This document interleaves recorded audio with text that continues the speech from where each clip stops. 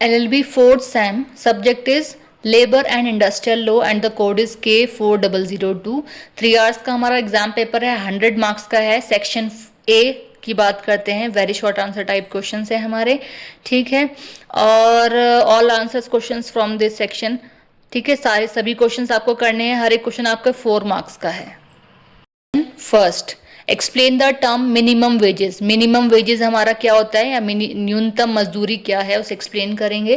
Question 10, briefly explain the general fund of a trade union. Trade union के according general funds क्या है वो बताएंगे। Question third, what is the difference between workman and employ. तो workman कौन है और एम्प्लॉय कौन है, दोनों में डिफरेंस होता है, तो आपको वो डिफरेंस यहाँ पूछा हुआ है। Question fourth, what is the difference between rock out and strike. Sorry, ये रॉक आउट नहीं, ये लॉक आउट है, एल है यहाँ पर, रॉक नहीं, ये एल है, लॉक आउट है। तो लॉक आउट और स्ट्राइक क्या है वो आपको बताना है।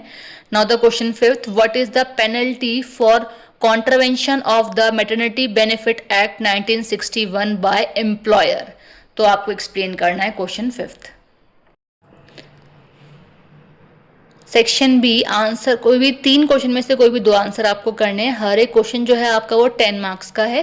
तो चलिए डिस्कस करते हैं। Question number 6, explain the doctrine of national extension of employer's premises under workmen's compensation act 1923। अगर आपको इंग्लिश में ना समझ में आए तो आपको हिंदी में भी क्वेश्चन में दिया है, तो आप इजीली अंडरस्टैंड कर सकते हैं। आपके लिए एक प्लस पॉइंट है वैसे लॉ वालों के लिए, ठीक है। तो आपको ये आंसर अटेम्प्ट करना है। 7, डिस्कस द ग्रीवेंसेस या grievance redressal machinery.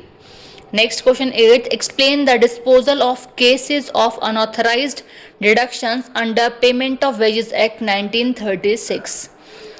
Now the section C, long answer type questions, answer any 3 questions, 5 में से कोई भी 3 क्वेश्चन आपको करने हैं। हर एक क्वेश्चन जो है वो आपका 20 मार्क्स का है।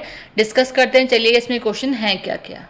Question number 9, discuss the employer's liability to pay compensation under the Workmen's Compensation Act 1923.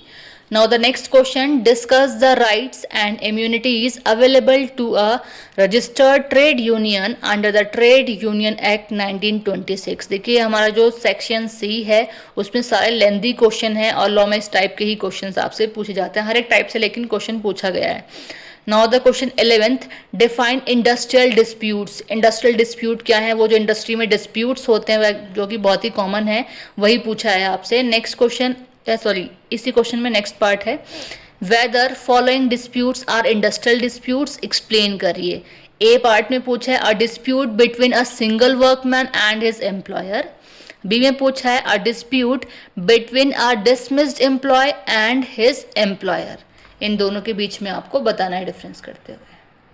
Question 12th में आपसे पूछा हुआ है, section 11 sub section A of the industrial dispute act 1947 के according gives discretionary power to the labour court, industrial tribunal and national tribunal to give appropriate relief to the discharged or dismissed workmen comment।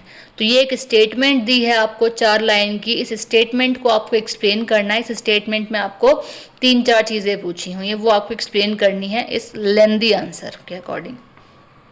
Question है आपके इस question paper का, तो question 13, right short note on any 2। 3 है, एक short note पूछे गए हैं, 3 पॉइंट्स दिए, 3 में से कोई भी 2 करने हैं। फर्स्ट है आपका क्लोजर, मतलब कंपनी जब क्लोज हो जाती है, समापन उसका हो जाता है, तो उसके बारे में पूछा है। सेकंड पूछा है growth of unions in India. हम इंडिया के अकॉर्डिंग बात कर रहे हैं, तो ग्रोथ क्या होती है यूनियंस की वो आप एक्सप्लेन करेंगे। सी पार्ट है एम्प्लॉयज़ प्रोविडेंट फंड एक्ट 1991, जिसको आप EPF भी बोलते हैं।